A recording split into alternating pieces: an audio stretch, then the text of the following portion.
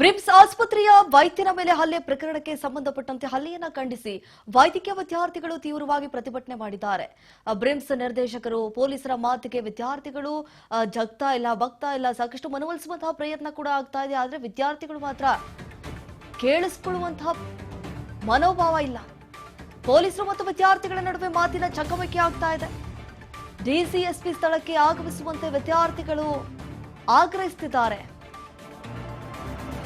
ಪೊಲೀಸರು ಮನವಿ ಮಾಡಿಕೊಳ್ಳುತ್ತಿದ್ದಾರೆ ಈ ಒಂದು ಪ್ರತಿಭಟನೆಯನ್ನ ಇಲ್ಲಿಗೆ ಕೈ ಬಿಡುವಂತೆ. ಆದರೆ ವಿದ್ಯಾರ್ಥಿಗಳು ಕೇಳ್ತಾ ಇಲ್ಲ.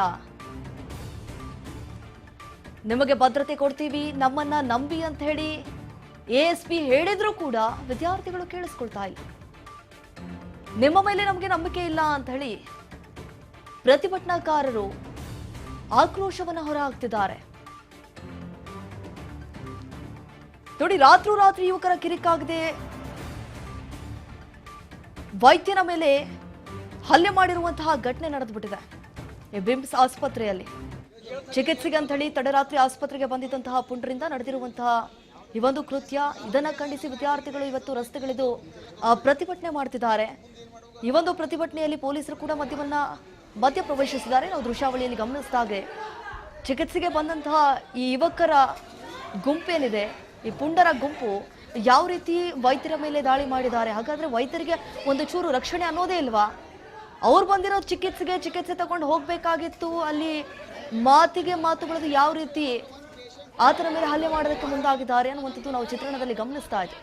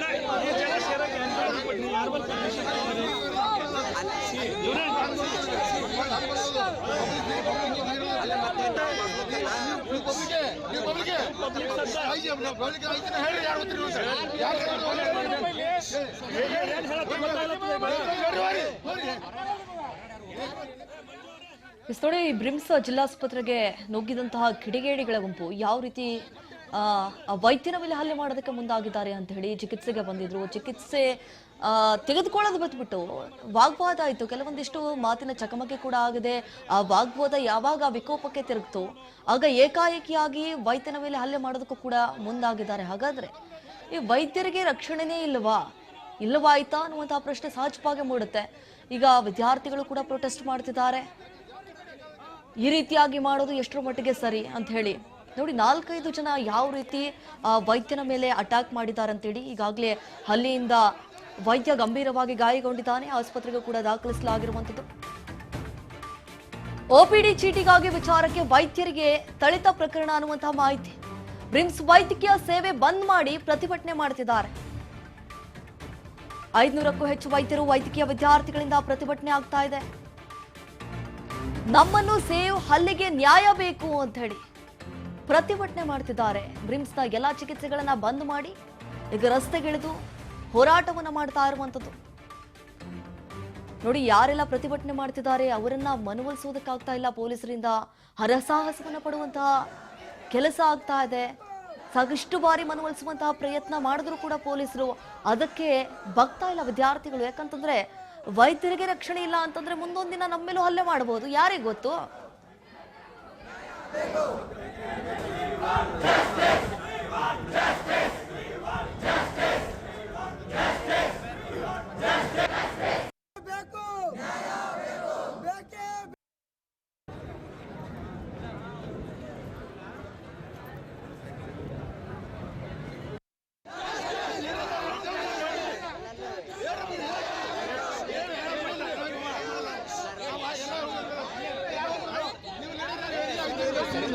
ಈ ಜನ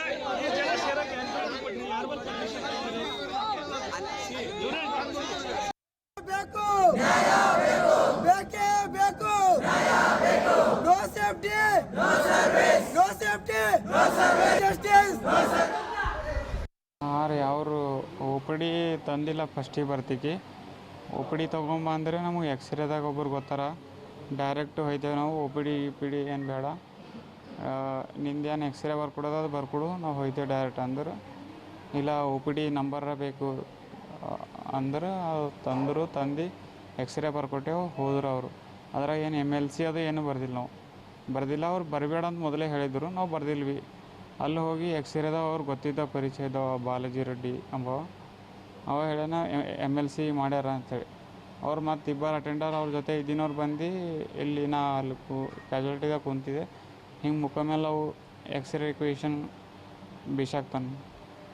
ಬಿಸಾಕಿ MLC ಯಾಕೆ ಮಾಡಿದೆವು ಅಂತ ಏಕವಚನ ಎಲ್ಲ ಮಾತಾಡ್ತಾನೆ ನಾ ಯಾರು ಹೇಳ್ಯಾರ ನಿಮ್ಗೆ MLCನೇ ಇಲ್ಲ ಅಂದ್ರೆ ಇಲ್ಲಿ ಇವ್ರು ಎಕ್ಸ್ರೇದವ್ರು ಹೇಳ್ಯಾರ ನನಗೆ ಅಂದ್ರೆ ಯಾರು ಹಬ್ಬ ಅಂತೇಳಿ ಎಲ್ಲಿ ಮಾಡಿದೆ ಎಕ್ಸ್ರೇ ಎಲ್ಲದ ತೋರಿಸು ಅಂದ್ರೆ ಎಲ್ಲದ ತೋರಿಸಂತಿ ನನಗೆ ಬರ್ತಾನೆ ನಿಂದ್ರಲ್ಲಿ ಅಂತ ಅವು ಬಂದು ಅವ್ರು ಪೂರ್ತಿ ಗ್ಯಾಂಗ್ ಎಲ್ಲ ಬಂದು ಹೊಡೆದಾರೆ ಅಟ್ಯಾಕ್ ಮಾಡಿದ್ರು. ಎಷ್ಟು ನೋಡಿದ್ರಲ್ಲ ನಾವು ಇಷ್ಟೊತ್ತು ಗಮನಿಸಿದ ಹಾಗೆ ಈ OPD ಚಿಕಿತ್ಸೆ ವಿಚಾರಕ್ಕೆ ಸಂಬಂಧಪಟ್ಟಂತೆ ಆಗಿರುವಂತಹ ಗಲಾಟೆ, ಚಿಕಿತ್ಸೆಗಂತ ಬಂದವರು ವೈದ್ಯರು ಮತ್ತು ಈ ಕಿಡಿಗೇಡಿಗಳ ಗುಂಪು ಏನಿದೆ ಇವರು ಮಧ್ಯೆ ಕೆಲವೊಂದಿಷ್ಟು ಮಾತಿನ ಚಕಮಕಿ ಆಗಿದೆ. ಆ ಕೋಪವನ್ನು ಕಡಿಮೆ ಮಾಡ್ಕೊಳ್ಳೋಕ್ಕಾಗದೆ ಆ ವೈದ್ಯನ ಮೇಲೆ ಯಾವ ರೀತಿ ಹಿಗ್ಗಾಮುಗ್ಗ ಥಳಿಸ್ತಿದ್ದಾರೆ ಅಂದರೆ ಈ ಸರ್ಕಾರಿ ವೈದ್ಯರಿಗೆ ರಕ್ಷಣೆನೇ ಇಲ್ವಾ ಅನ್ನುವಂತಹ ಪ್ರಶ್ನೆ ಮೂಡ್ತಾ ಇದೆ. ಯಾರು ಈ ತಪ್ಪನ್ನ ಮಾಡಿದ್ದಾರೆ, ಯಾರು ಈ ರೀತಿಯಾದಂತಹ ಕೃತ್ಯವನ್ನು ಎಸಗಿದ್ದಾರೆ ಅವರನ್ನ ಇಮ್ಮಿಡಿಯೇಟ್ಲಿ ಆದಷ್ಟು ಬೇಗ ಪೊಲೀಸರು ಅರೆಸ್ಟ್ ಮಾಡಬೇಕಾಗತ್ತೆ. ಯಾಕಂತಂದ್ರೆ ಮುಂದೊಂದು ದಿನ ಈ ರೀತಿಯಾದಂತಹ ಘಟನೆಗಳು ಮತ್ತೆ ಮತ್ತೆ ಮರುಕಳಿಸಬಾರ್ದು, ಅವ್ರಿಗೆ ಒಂದು ಪಾಠ ಕಲಿಸ್ಬೇಕಾಗತ್ತೆ.